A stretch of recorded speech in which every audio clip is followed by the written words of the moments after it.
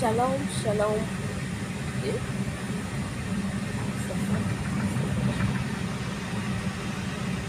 shalom, shalom, shalom, peuple de Dieu. C'est moi encore, Sœur Sarah. Aujourd'hui, je vais seulement parler de frère Alain Moloto, papa Alain Moloto, notre papa. Il a à nous quitter depuis longtemps. On mangeait vraiment de ces serviteurs de Dieu là. Vraiment, pour moi, je vois qu'il est encore vivant. Parce que je vois beaucoup de choses à lui moi-même. Dieu me répare beaucoup. Il a reçu une bonne héritage pour nous, les enfants de Dieu. Cet héritage, nous devons suivre cet exemple parce que beaucoup de gens trouvent ça c'est des politiques, c'est des racismes ou quoi. Mais il faut bien comprendre les choses de Dieu. Il n'était pas politique. Si vous regardez très bien, il y a une différence, la personne qui est politique et la personne qui est vrai serviteur de Dieu. Beaucoup de gens ne trouvent que lui, il fait les choses de politique pour le Congo ou quoi. Mais vous ne comprenez vraiment pas en profondeur de ces choses. Il prie pour son pays et il intercédait pour son pays, notre pays Congo. Bon, mais il est aussi une vraie combattant spirituellement, combat spirituel. Donc, il était aussi une vraie combattant. C'est pas pour les Congo. Moi, je trouve ça, c'est pour le monde. Parce que on doit d'abord prier parce que je veux que Saint-Esprit nous conduise. Sinon, je vais parler les choses qui ne viennent pas de Dieu. On prie au nom de Jésus. Bénis l'Éternel là où tu es. Il t'a donné la souffle de vie, de me voir aujourd'hui. Bénis-les au nom de Jésus. Seigneur, nous te bénissons pour ta grâce, pour ta fidélité dans nos vies. Nous te bénissons pour ces moments, Seigneur, de la puissance de ton esprit, Seigneur, demeure-nous en nous, Seigneur, avec foi et merci le ciel qui nous garde maintenant. Protège leur pensée, protège leur corps, puisque tout ne tombe pas dans la tentation, ne tombe pas dans le piège que je le dis, Seigneur. Protège chacun de nous. Protège notre esprit, Seigneur, que la puissance de ton sang domine le failles sur nous, Seigneur. Il va des attaques, il va nous combattre pour dépasser les tâches, Seigneur. Je te propose cette vidéo dans ta main, Seigneur. Que le Saint-Esprit parle, que le Saint-Esprit domine, que le Saint-Esprit règne au nom de Jésus. Au nom et puissant de Jésus, Jésus, je dis Amen. Alléluia. Nous continuons de parler. Pourquoi d'abord je veux parler de lui? Parce que j'ai eu beaucoup de messages de gens qui publiaient des choses d'Alain Moloto, investissement d'Alain Moloto, mais je n'ai pas le temps de regarder des choses comme ça. Je suis pas là pour vous juger. Peut-être vous avez reçu le message. Moi, je vous rappellerai encore, hein, le diable, le monde des ténèbres, et il parle aussi. Si tu ne pries pas en vrai, je ne dis pas que je suis les seules personnes qui prient en vrai ou à quoi. Non. Mais si tu es vraiment dans la distraction, tu ne pries vraiment pas le vrai Dieu, tu auras le faux message, tu auras le faux rêve. Moi aussi j'avais vu, hein, quand j'étais bébé spirituel, je vois parfois les rêves. Il y a les rêves, j'avais compris que ça vient du diable. C'est le diable qui m'a envoyé ces rêves. J'avais compris ça. C'est pour cela quand je vois les gens le genre de rêves, des sortes de rêves comme ça qui ne viennent pas de Dieu. J'ai fait directement la prière des autorités parce que je sais que les mondes des ténèbres, ils sont moteurs, ils sont dans la mensonge, ils sont là pour aveugler les enfants de Dieu, pour bloquer leur vie spirituelle. Cela ne blague pas avec le monde des ténèbres. Et il peut te donner un faux message, un faux rêve. Il peut te donner une faux rêve, une fausse révélation pour détruire, pour salir la vie de son enfant. Alléluia. Bon, je sais beaucoup de choses. Les gens me voient, c'était vrai et réel. Mais il y a des choses, il faut vraiment bien analyser là. Quand tu vois les choses qui parlent à propos de quelqu'un, il faut d'abord toi-même, tu regardes. Moi, je vois la personne pas dans les choses comme ça. Je vois la personne parler à des choses. Parce que Dieu parle dans la... Avant que Dieu te parle vraiment clairement, il va te commencer d'abord de parler dans la cible. Si tu es vraiment un vrai enfant de Dieu, si tu as le Saint-Esprit en toi, avant que Dieu te parle dans les choses des gens, il y a des choses des gens, il va d'abord te donner la cible. Moi, j'ai des esprits là. Moi, il y a beaucoup de choses qui m'en parler. Hein. Ça ne va pas être 10 ans comme ça, 12 ans, 15 ans dans la cible seulement. Mais ça peut arriver après 10 ans, là. Je vais voir ça en clair aussi comme ça. Ah, après ça, de là, je vais me réveiller, je vais dire, oh, j'ai déjà vu ça dans la cible. C'est ça Dieu parle. Dieu parle pas directement comme ça. Moi, je pense que c'est comme ça aussi en tous les gens. Mais beaucoup de gens écoutent comme ça. Écoutent l'esprit de Dieu, les choses de l'esprit de Dieu comme ça. Mais moi, je pense que Dieu commence d'abord de parler de ta cible, de le signe. De le signe. Zambe aloba kana abandagana okoloba na babilembo. Omo na mutu, omo na lembo moko boye. Na pesi nano, par exemple, et elle est déjà morte, Marie Moussambo, dans les pensées. Hein. Quand on était petit, moi quand j'écoute la musique de elle, je commence de parler moi-même.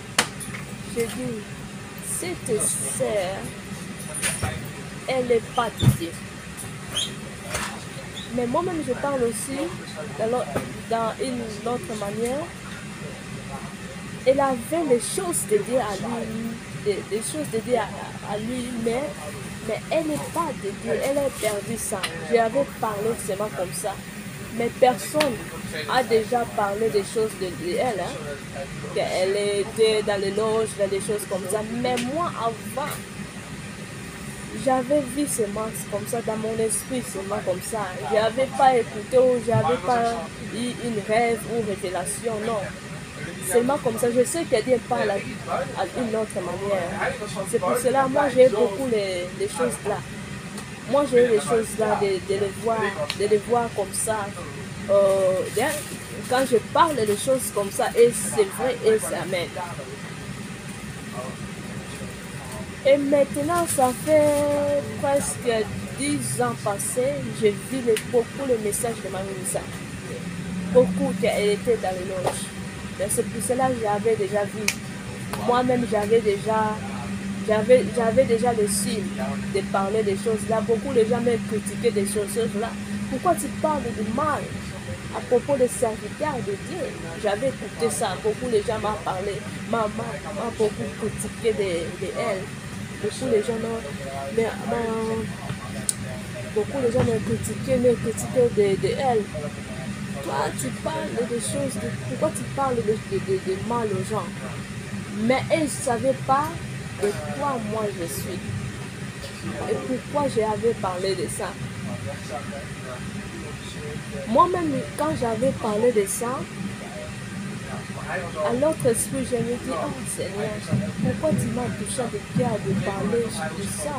Beaucoup de gens ont des mal parce qu'on aimait écouter que moi j'avais parlé de ça. Moi-même, j'avais dit ça dans mon cœur parce que ça me fait mal d'écouter les gens qui me critiquent.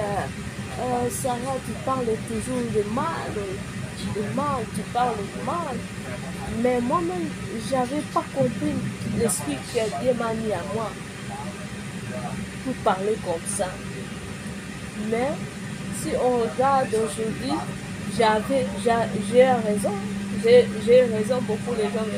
En tout cas, ce que Sarah avait parlé, c'était vrai. Ce que Sarah avait parlé, c'était vrai. C'était un esprit que Dieu a mis à moi, de voir les choses à loin. Et que, bon, donc, mon esprit, c'est vraiment comme ça. C'est pour cela quand tu pries, il faut vraiment prier. Il faut d'abord avoir une bonne relation avec Dieu et de là, tu auras les choses, tu auras les signes.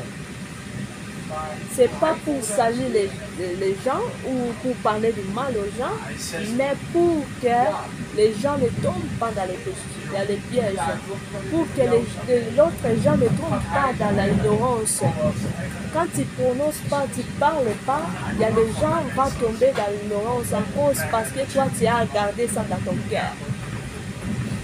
Quand tu parles, quand je vois les enfants de Dieu me parler des autres, hein, moi, je les salue pas, hein. Je les condamne pas, je les critique pas parce que moi aussi j'ai des trucs là. Mais ça qui me choque, si les choses ça vient pas de Dieu et tu viens, tu parles, tu poses ça dans les studios de YouTube, ça fait du mal.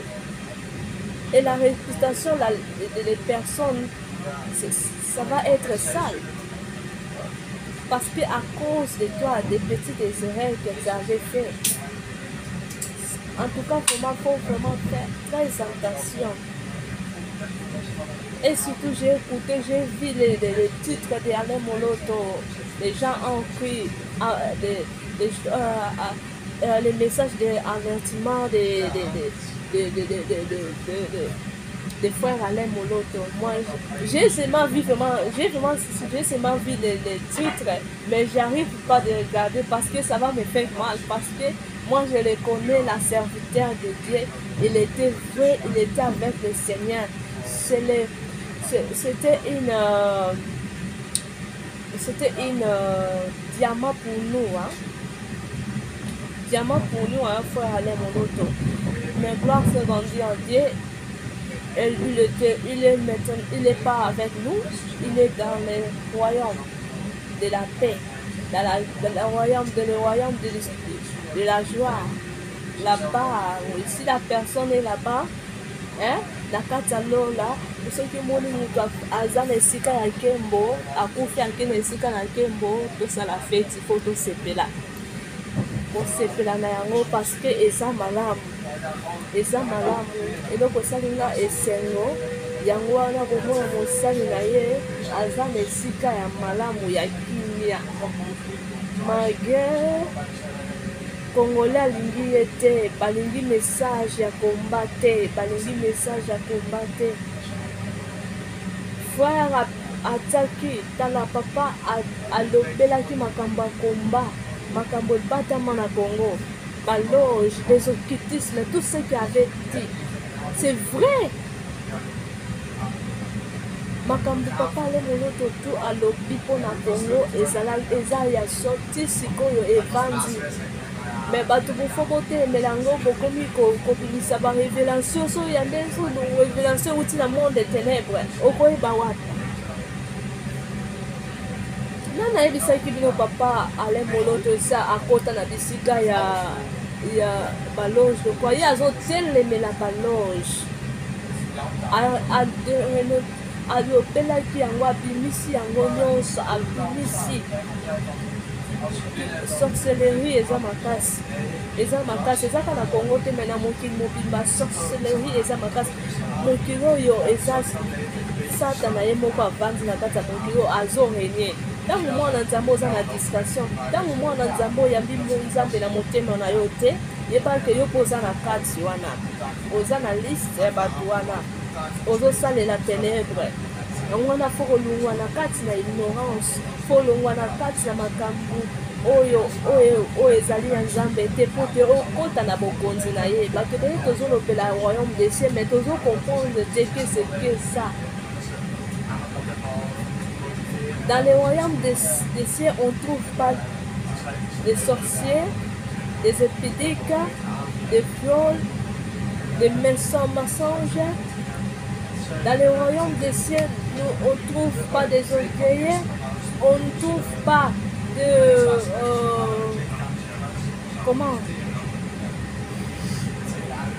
le royaume des cieux, on ne trouve pas les choses qui se glorifient par Dieu. Ça, c'est le vrai royaume des cieux. Parce que toujours le belango, mais toujours comprendre que le royaume des cieux est à nous. Le royaume des cieux est à nous. Oyebi kombo Nzambe, oyebi Nzambe. Tozui bate mesili, mais ozo continuer à vivre na péché na yo.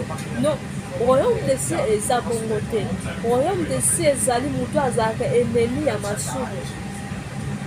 Alléluia. J'aime trop la frère qui parlait de ça, ennemi à Massoum. Malgré mon qu'on a yambina no yesude, mais ate akamaka pour ennemi à Massoum. J'y fongue, réponds-toi. J'aime ce langage que tu prononces. Zala ennemi à Massoum. Toi aussi, Zala ennemi à Massoum.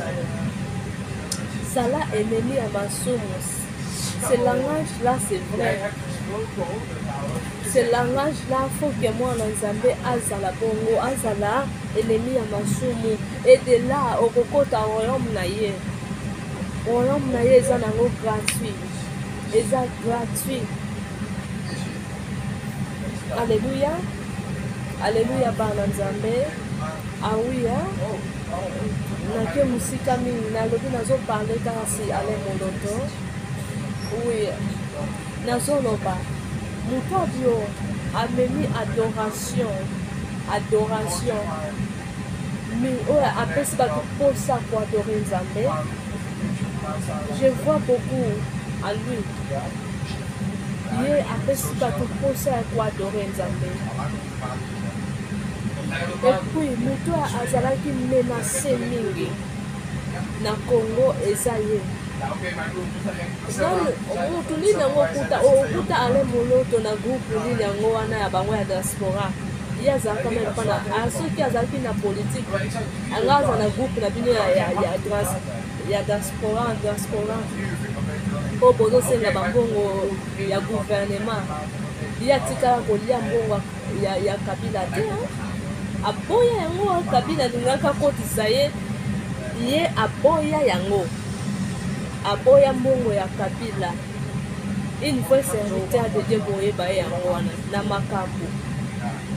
Aboya mbongo ya Kabila. Mais bino basi soi-disant servant de Dieu, serviteur de Dieu, pour ça la groupe ya diaspora. Bokuta na kala ba Kabila na bakonzi. Il mona ici ale moloto azalaka na ba groupe na bino, ale moloto atikala jamais koza na ba groupe na bino. Yango wana bosalela ezuwa, botela eba poison. C'est le Congo, les Congolais. Oh.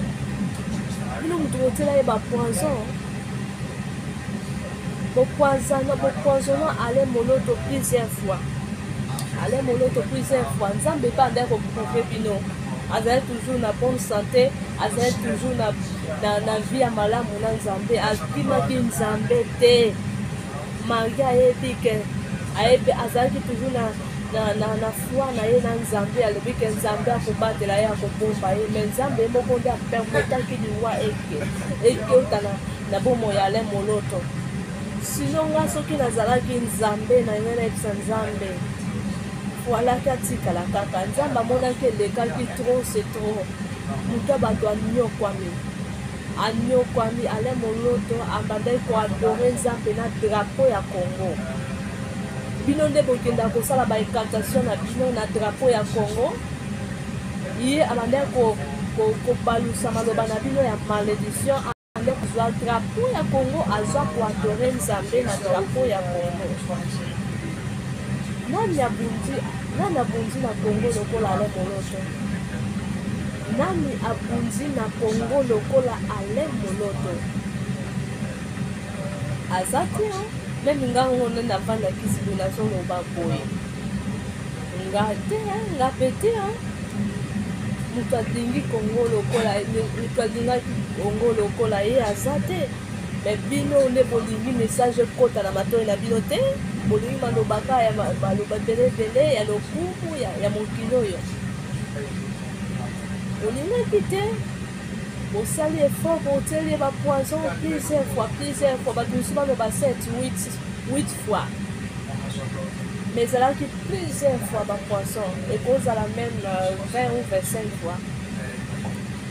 Azalaki plusieurs fois poisonné ya bandenge na ndenge, poison ya micro, poison ya maboko, poison ya biloko, poison ya ndenge nyonso, poison na basali ya bandenge kokota, poison na bato moko basanganaki na ye ensemble. Eza poison mosusu motu moko ayebi ye moko ataki yango.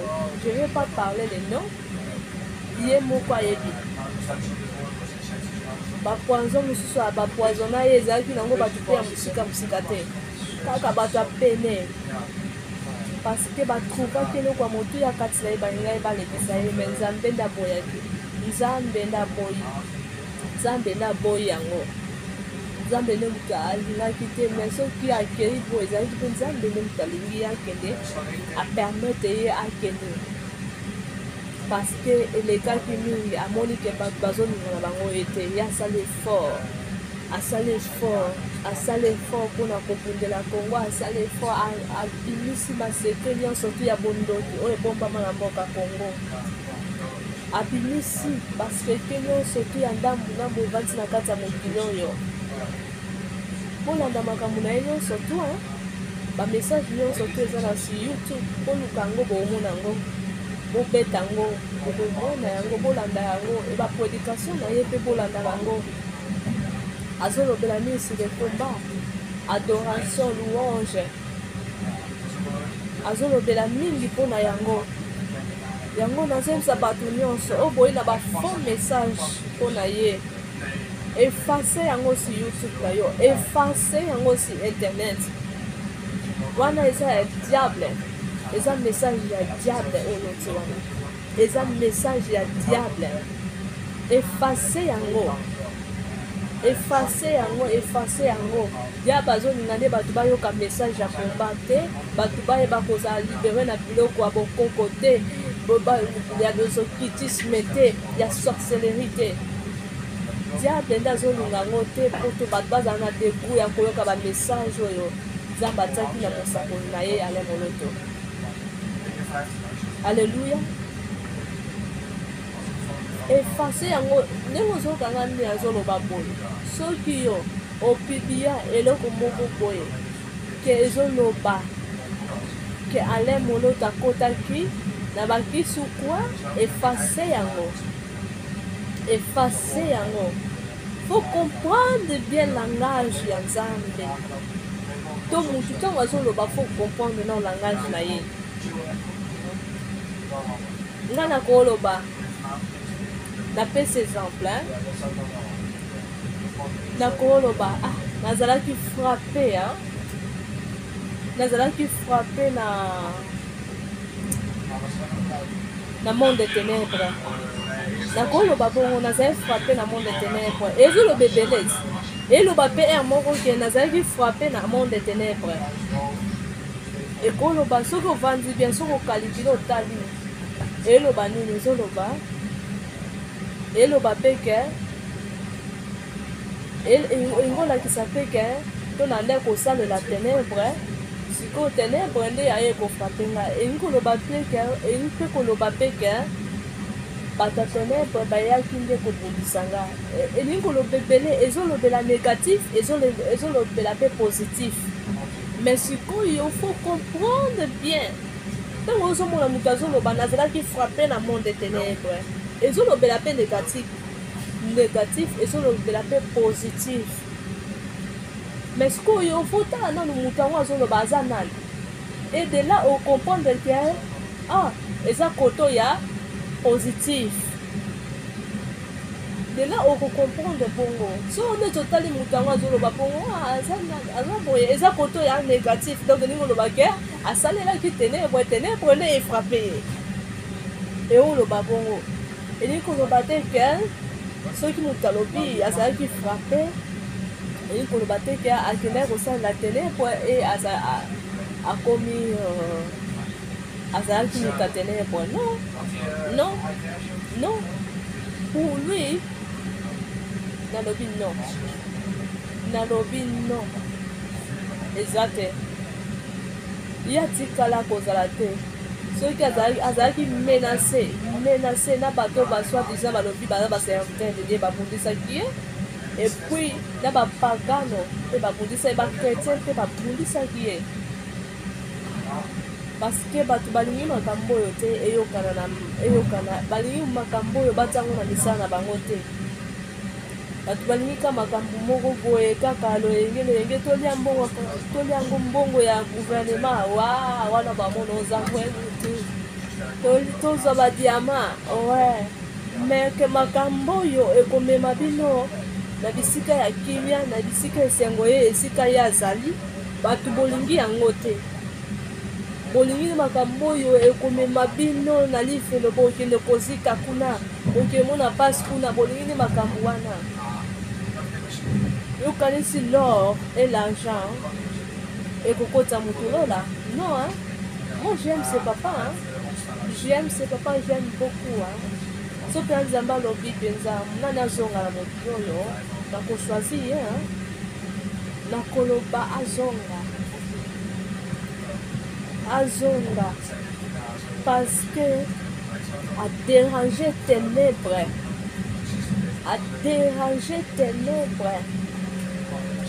bato ebele bakomi osambela bapriere autorité bato ebele bakomi koadore nzambe parce que apesi bato wana ya kosalela yango ya kometa yango en pratique po bapriere ezalaki ka mingi seigneur merci esi nango bapriere ezalaki ka mingi seigneur merci louange bato mpenza baannonce makambo wana eza ye atele afongoli bato bayeba makambo ebatama oyo ebombama na mboka oyo ebombami na mokili oyo ye eza ye te me tema moto azosalela nzambe en esprit et en vérité yango wana nzambe apesi ye nde message wana ntango yo ozosalela nzambe en esprit et en vérité nzambe nde akokoma kokide yo obimisa makambo ezali ya kobombana obimisa me ntango yo oza na kati na distraction omona mpe satana mpa kobanda kopesa yo bamessage na ye là c'est vrai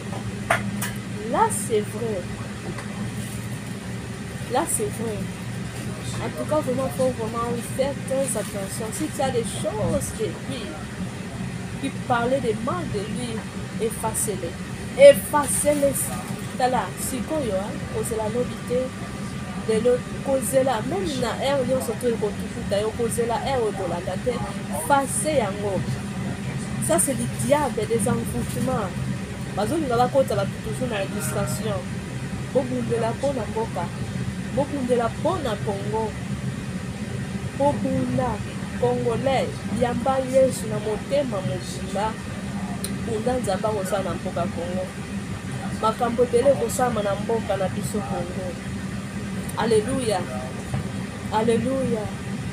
message oyo ebimi na mosakoli na ye ezali lazare te ezali blague moko te ezali message euti epa nzambe serviteur de Dieu il a servi Dieu tout puissant en esprit et en vérité c'est pour cela Dieu lui a donné les messages là pour que tous les Congolais mettent ça en pratique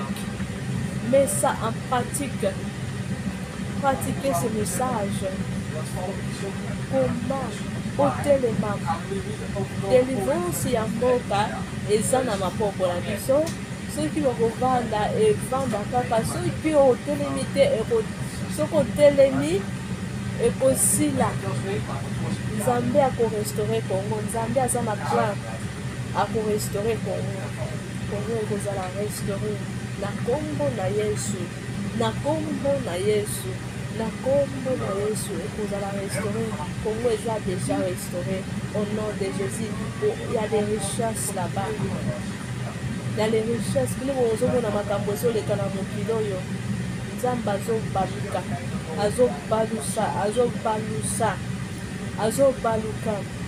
azobalusa binemi ya Congo. Makambo ebele ezochange kala mingi te. Makambo ebele ezochange kala mingi te. Bokomona oyo Nzambe ya kosala. Makambo ebele ezochange. Makambo ebele ezochange. Donc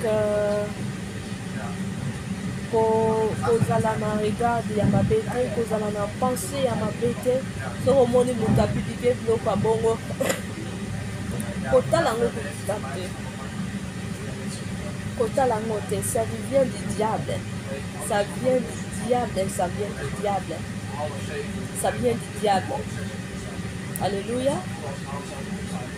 Moi, jusqu'à maintenant, je vois les chansons de Alain Moloto. Je vois beaucoup les choses de lui. Plutôt, j'ai des messages pour lui. Ça fait peut-être 7 mois comme ça, si je ne trompe pas. Les alarmes qui n'a minuit, la 6 heures qui prière. Na meke moko kanga misu na bande kola la muke. Na moni ale Moloto na chambre nanga. Ezaki liboso na ndeko mona liboso na ezaki rêve. Après ce rêve là, ndeko mona ale Moloto na chambre nanga, ale Moloto alobi nanga la pesio na pesio numéro 8. Et de là, et personne n'a vraiment attention moko ya komona ye na moni na voix na ye alataki pembe. Alobi nanga na pesio numéro 8.